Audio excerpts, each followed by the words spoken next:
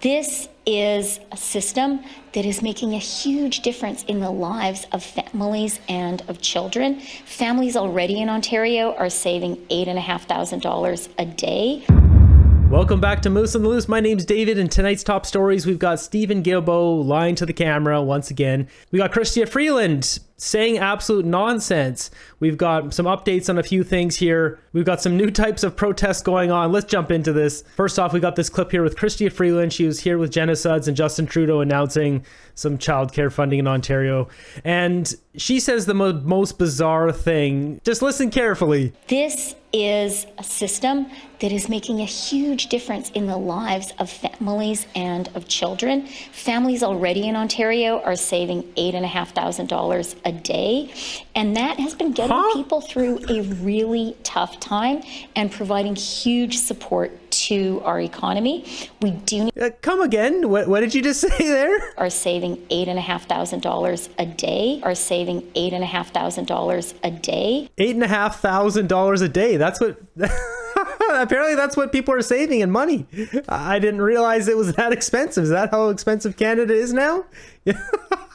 She doesn't even realize what she just said there. Oh, Christy Freeland. During this announcement, a reporter asked about the Honda factory, the EV facility, and how much the government will be investing. And Christy Freeland doesn't answer the question at all, not even remotely tries to answer the question. It's ridiculous. CBC News is now reporting that Honda Canada's investment in southwestern Ontario will include a $1 billion lithium-ion separator facility in Port Colborne.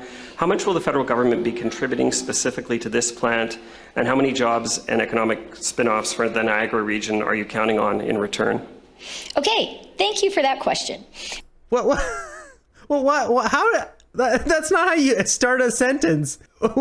She's so bizarre. And one of the reasons that I am so happy to be here in St. Thomas is to see with my own eyes a community that has not too long ago experienced a really devastating economic blow, a community that knows what it is to lose jobs and to be feeling like you're in decline, to now be a community that is vigorously growing. It's wonderful to see. It is about investing in housing. It is about investing in making life more affordable. It is about investing in economic growth and doing all of that in a fiscally responsible way. VW, jobs, a community growing, a future, and at the same time social infrastructure like this amazing daycare center. To me, that epitomizes our economic plan in action and what we need across the country. Yeah, that was a whole lot of nothing. That was absolutely nothing. That wasn't even a remote, like, oh, well, we're still doing the math. Like, it wasn't even an attempt at an answer. Next up, we got a post here. Guess where in Canada this happened?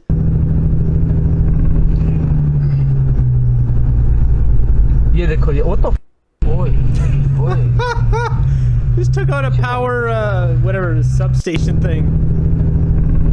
That guy totally took out that power box. That sucks for probably this whole block. Yeah, what the boy. Next up, we got a clip here. BC MLA Josie Osborne blatantly lies to her constituency, claiming that heat pumps work in colder climates like the Yukon. Now, before we play this clip, we need to go down memory lane here for a second. Remember who this was? This is the same lady that once it was pointed out by Edison Motors that when they're trying to apply for EV grants, MNP, the company that was trying to force him to get them to write the grant for him so then they could approve the grant, thus scooping 20%. That whole process was going through her. Like, we're talking corrupt. This person should not be in government at all. So is anything being done by either of the governments to improve the technology there for those extreme weathers? Well, I think that's a really important myth to bust. Heat pumps work in cold climates. There are people who are living in northern BC, who are living in the Yukon Territory, who have heat pumps that work well. We understand that it's a little bit more difficult to access sometimes the parts and people that are needed to put a heat pump into a colder climate. That's why we're offering an up to $3,000 top-up for those people who are living in northern climates. And again, I really encourage people to do their research, to reach out, talk to an energy advisor, and understand that heat pumps will help to improve your costs over the lifetime, especially if you're switching from an oil pump, which we know lots of folks, or oil furnace system, which we know lots of folks living up north are doing. That's exactly what this program is designed for. And knowing that people can get up to $24,000 to help them make that switch, it's a game changer for those families. Don't worry, Josie, we'll be doing our research on you and your corruption, whatever you're up to. How would you first answer the question why you guys didn't give that grant while you're trying to force the grants to go through MNP with our good buddies here at Edison Motors? These are the guys who should be getting those EV grants. Why don't you answer that question first? Look at this comment here. Why shouldn't Canadians spend thousands of their hard-earned dollars for a product that literally stops working when they need it most? I have a simple rule. If the government wants you to do one thing, always do the opposite. I have a very high success rate with this rule. So something to note about heat pumps. Why would they keep pushing heat pumps? Literally, someone put it on the screen there. Newer models can work up to -22. If you live in extreme cold, you might need supplemental heat. Why would they keep pushing this? And I remember people saying, Mark Carney, he has something to do with those heat pumps. Well, this guy's got a post here saying, surprising turn of events. Mark Carney is the chair of Brookfield Asset Management, the firm who partnered with Trane Technologies to deliver said heat pumps. Carney just also happens to be the former Bank of Canada head of UN Special Envoy for Climate Action and Trudeau's buddy. Climate change sure is big business. It is big business. And they're trying to fleece us with it. Brookfield Renewable and Trane agreed to jointly pursue distributed generation and energy efficiency opportunities across North America. Yeah, how much of a kickback is old carbon tax Carney getting from that? Speaking of corruption, we've got David Eby wearing a I Love Heat Pumps t-shirt. Get out of here with this garbage. These people are all just, can they sit down and actually just pick the best solution for people and not what puts the most amount of money in their pockets? After the nonsense of heat pumps in the Yukon by Josie Osborne here, they bring up Guilbeault. They ask him a couple questions here. The main one, though, is the reporters ask about Danielle Smith pushing back against Guilbeault and his forced climate policies. Yeah, this is for Minister Guilbeault. Premier Danielle Smith in Alberta has sent out a statement today about the Impact Assessment Act, claiming that they believe it's still unconstitutional and they are ready to challenge you in court around it. Are you concerned at all about the opposition from Premier Smith? And what amendments, if any, would you do to try to prevent another court battle with the government of Alberta? In fact, the amendments that we have put forward in the Budget Implementation Act are specifically to respond to the Supreme Court decision on this act, which stated that some of the act was constitutional, but some elements weren't. So we're doing exactly what the Supreme Court has asked us, which is to provide clarity and course correct in the implementation of the Impact Assessment Act. Obviously, it seems that Premier Smith will oppose us on all things environment and all things climate change, whether it's to provide clean electricity and cheaper electricity to the people of Alberta. That's not true. That's just not true. There's so much green technology going on in Alberta. How many times has Danielle Smith said all these different projects? There's so many, like Heidelberg Green Cement, like the first in the world. So what he's talking about is the Environmental Assessment Act, which allows the federal government to fiddle around and just get their fingers in Alberta's business where they have no business being there. Simple fact that Guilbeault and Trudeau keep going around them and trying to undermine what they do. Trudeau is trying to bring in dollars for municipalities behind the premier's back so they can change things like new constructions not being able to hook up to natural gas, like weird crap like that. These guys are always lying. They just lie on camera over and over. Danielle Smith takes an approach to climate change that is logical, that makes sense, not these bonehead policies that pushes like heat pumps, which only benefits, Mark Carney? His cronies, his friends? Is Trudeau getting a kickback from that? Like, what's going on here? No, let's not hook up to natural gas. It's not like our country in Alberta, being the backbone of all the provinces, paying the most amount of tax, is built on oil and gas and resources. Yeah, let's slap them on the wrist and penalize them. The government is run by idiots. We can see here Alberta's response to the Federal Impact Assessment Act.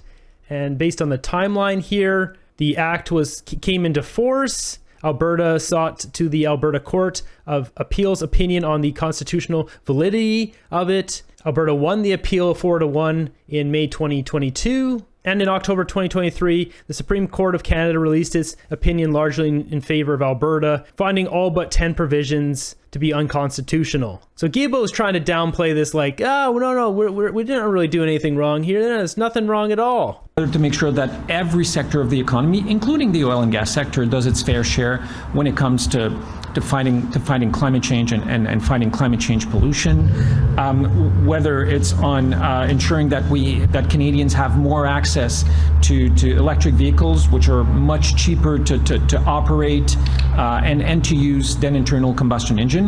It's obviously her choice, but unfortunately. Electric vehicles, it's found that they not only do they do a lot more wear and tear on the road because they're heavier, but the production of them alone with all the cobalt or lithium or any of the minerals that are needed depending on what the battery types are, the cell types are, it's not exactly a slam dunk. Recent reports shown the particulates that come out, whether it's bits of the gears or the tires that get shredded up and goes into the atmosphere, they might not have a huge environmental win over the traditional combustion engine. That doesn't change the reality of climate change and climate impacts in Canada and our determination to act to protect the health and well-beings of Canadians.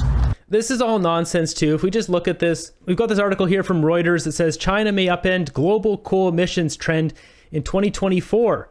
So China's building a crap ton of coal-fired plants. All of Canada's green savings are getting more than eaten up by China's increase alone. So why would we have all of our citizens suffer and pay for having China just decimate that and then become a global superpower? It's almost as if Xi Jinping is working with Justin Trudeau to destroy one economy over here and to lift up the other economy over here. You can see here global coal emissions seasonally. And you've got China on the massive increase here. Got this one here. China accounts for close to 60% of global coal-fired electricity generation and coal-fired power emissions. So the rest of the world is this peachy color, this tan, and China is the red. Like, there's a very simple solution to climate change. It's China. That's it. I thought this graph was pretty interesting because this goes up to 2040, so it's got projections in here, but we are right there. That is the current year. And this is showing the coal-fired power capacity in China. And it's showing the trend that they're not even going to peak until past 2030. And so the red line here is retired and blue is added. So right now they're adding coal-fired plants, and then eventually some of them will start to go offline, and then more of them will be going offline here and dropping off. But they haven't even hit the apex yet in China. They're going to keep jacking up the coal emissions. This chart here I just thought was interesting because it shows Canada at 0.04 and China at 4.7. You can just see the delta here. This is back from 2018, so this is going to be a lot higher now for China. But this is the CO2 emissions from coal-fired electricity plants by country. One thing that's interesting too is Guilbeault has no problem shipping coal over to China from Canada. He's got no problem with that. The hypocrisy of this man, he's just a liar, an absolute liar. If Guilbeault really wanted to solve climate change, it would probably be easier. A better solution would be to build a huge military, go take over China, and then change the climate policy in China. That would be a better climate change solution. Now, I'm not saying we should do that, but I'm just saying if you really want to do something, the best thing possible for climate change, conquering China would be the number one thing to do. Clearly, China doesn't care about climate change. They care about economic dominance. That's all they care about. And speaking of hypocrisy, after Guilbeault stops talking, Wilkinson's got to come in and drop one for himself. Just add one thing to that. I agree with everything my colleague said, but I would say that I find it disappointing that Premier Smith essentially sees that it's productive to simply communicate through the media. I had a direct face-to-face conversation with Premier Smith very recently. She never raised this issue. There certainly are opportunities to engage and to have conversations in a constructive way that are not simply by issuing press releases. I would point you to Premier Eby and his government, where we often don't necessarily agree on everything, and we have good conversations about how to actually get past that. And I would invite Premier Smith perhaps to be a little more constructive in terms of how she engages. So the guy who's at a press thing announcing that she should talk to him face to face instead of this guy, he literally just did what he told her to not do. The hypocrisy here is just, it's stupid. Next up, I got a clip here from a working class, middle class Canadian and how they're not handling Canada. Our electric bill was $500 last month. For 2 kids, we pay $330 a week for daycare. Now, I'm very thankful for that, and I love our daycare. However, we basically pay a small car payment each week for childcare, and I have no other choice because my husband and I both work. We also have a mortgage and just all the other household expenses. And on top of that, groceries and all of these other things, clothes, toiletries, everything is just so expensive. And the one thing that is not changing in all of this is how much we make. We've steadily I work in education and my husband works in sales, but it's a salary sales job, not commission, which is good for consistency's sake. But we've both made the same thing for the last year. We've gotten cost of living adjustments, which isn't a lot. But we're not making any more money, yet things are consistently more and more and more and more expensive. I just don't see how people are making it. My heart goes out to these single parents, these single moms, single dads trying to raise their kids, feed them. Because we all know that if you're trying to get money from the government, you can't really have a job and make too much, or else, you won't qualify. So, what do we do? Basically, the government wants everyone in the middle there so they don't have to give anything. And if you make too much money, they're just going to take all that extra as well. So the government just takes everything. And if you're not making hardly anything and the government does give you money, then you won't have enough money to live anyways. So basically, everyone's screwed. Next up, we got a clip here posted by Harrison Faulkner. It says the Indian protesters in PEI are now shouting, "We want fair rules," outside of the provincial legislature. Do you think any of these people will actually leave when they get deportation orders? This will be a problem.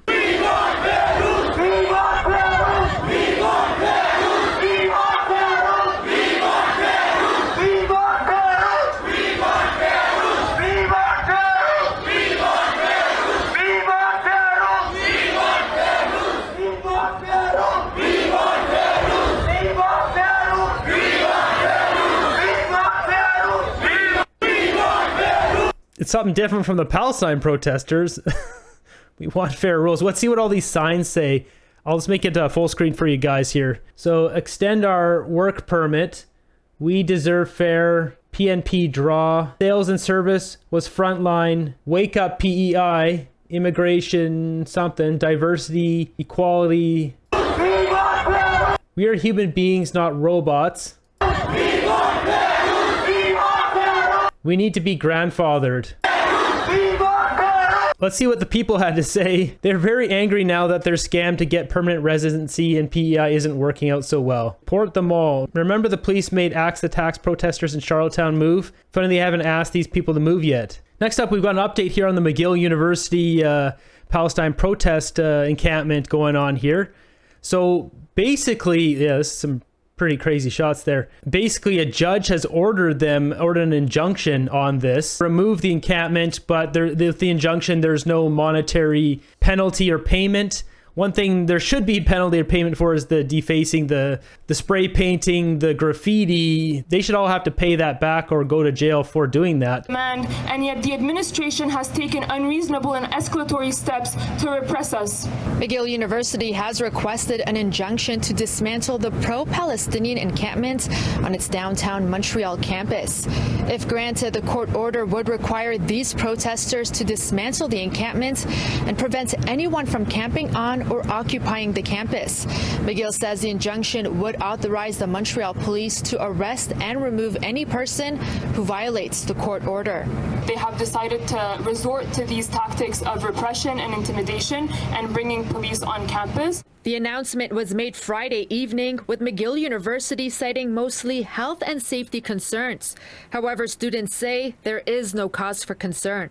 On site, we have experts and professionals and doctors and medics that are on site to ensure that our community is following certain security guidelines and to also ensure the sanitization of the encampment. Pro-Palestinian protesters have been asking both McGill and Concordia University to divest from Israeli institutions and companies they say are complicit in the genocide of the Palestinian people. If we take a quick look at their demands here, it's one is disclose full transparency regarding investments in companies complicit. 2, divest from all complicit companies and cut off ties with Israeli academic institutions. 3, defend, protect students' right to protest. No disciplinary charges for student action in support of Palestine. I don't think you guys can just deface and spray paint historic buildings and get away with it. There's consequences to your actions. If it was like a completely squeaky clean site, there wouldn't be anything to argue with. You guys have put graffiti all over that university. And 4, declare, publicly condemn the ongoing,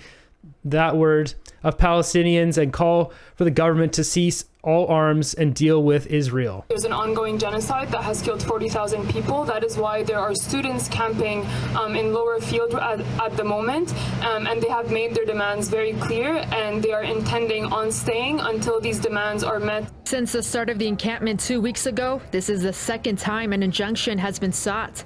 The first attempt, filed by 2 McGill students, failed after a judge ruled it would infringe on the protesters' right to freedom of speech and peaceful assembly.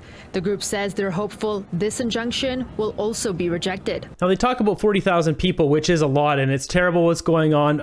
From what I've heard, all of these protests are backed financially, which makes sense why they're happening everywhere. Thing is, these problems can't be solved in Canada or in America. They have to be solved over there. Why are there no people protesting the Uyghurs of China? So this area up here, these people are put into camps and re-educated. These are all detention camps in China.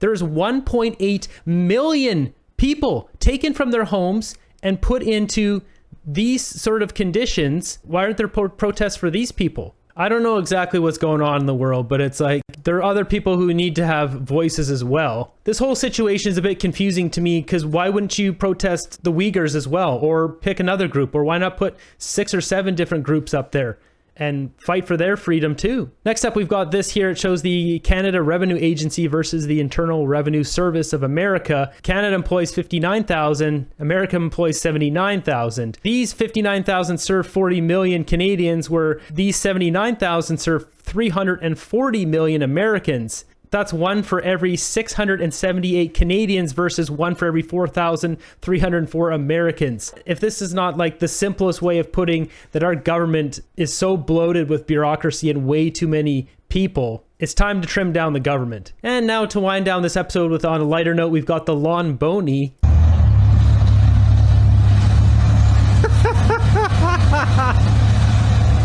Look at this guy.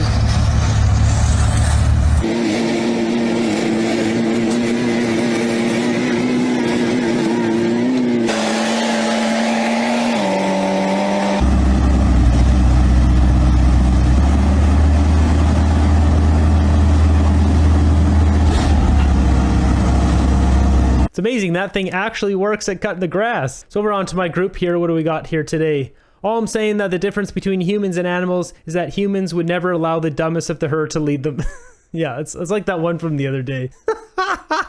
Look at the fingers down here. Quit blaming me. He's not my kid. They cut down all the trees, then blame the cows for farting. Time to flush. Yeah. If Canadians won't vote Liberal, then we'll import people who will. Yeah, that's what's going on here. If you're confused about gender, try milking a bull. You'll learn real quick. I'm not a proctologist, but I know when I see one. Explaining the new tent ownership and tent tax. Everyone should feel welcome in Canada, except for Christians, these people, Albertans, and English speaking. I hate those people. Thanks for getting me elected twice. Oh, yeah.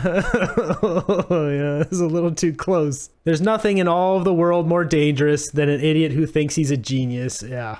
that's where we're going to wrap up today's episode. Thanks for watching the end of the video here. I greatly appreciate all you. We're going to keep fighting for freedom. I'll keep bringing you guys the news. Be sure to subscribe and turn on those notifications. If you guys are looking for something a little bit different, I just dropped a new hiking adventure video where I hiked up on top of Athabasca Glacier, not just the glacier everyone drives up to, but the mountain way above it with a big glacier up there, which is one heck of a day. Unfortunately, things are getting worse over here. Holy crap. So I'm currently at... If you want to check that out, that'll be linked up right here. If you want some more Trudeau madness, I'll link that up over there. I'll see you guys on the next one.